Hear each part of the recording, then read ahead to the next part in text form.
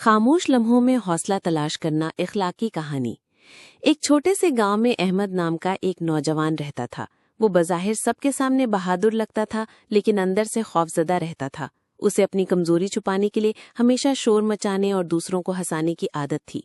لوگ سمجھتے تھے کہ احمد نڈر ہے، مگر حقیقت یہ تھی کہ جب وہ اکیلا ہوتا تو دل میں کئی خوف پلنے لگتے۔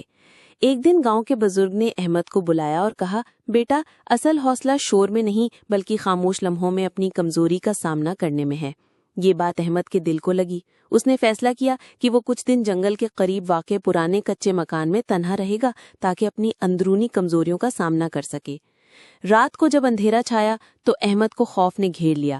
ہر آواز بڑی لگنے لگی، جیسے کوئی درخت ہلتا تو دل کانپنے لگتا، مگر اس نے ہمت نہ ہاری اور آنکھیں بند کر کے اپنے دل سے کہا، میں ڈر کے آگے نہیں جھکوں گا، اللہ میرے ساتھ ہے۔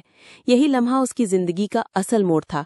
جتنا زیادہ وہ اپنے دل میں دعا اور یقین دہراتا، اتنا ہی خوف کم ہوتا گیا۔ صبح ہوئی تو وہ ایک نئے احمد کی طرح باہر نکلا۔ اب وہ جان گیا تھا کہ اصل بہادری دوسروں کے سامنے طاقتور بننے میں نہیں بلکہ اکیلے میں اپنے خوف کو شکست دینے میں ہے۔ بعد میں جب گاؤں کے لوگ اس سے مشورہ لینے آتے تو وہ مسکرا کر کہتا، دوستوں، بہادری کی تلاش شور میں نہیں بلکہ ان خاموش لمحوں میں ہے جب آپ اپنے دل کے ڈر کو دیکھ کر بھی ہمت نہ ہاریں۔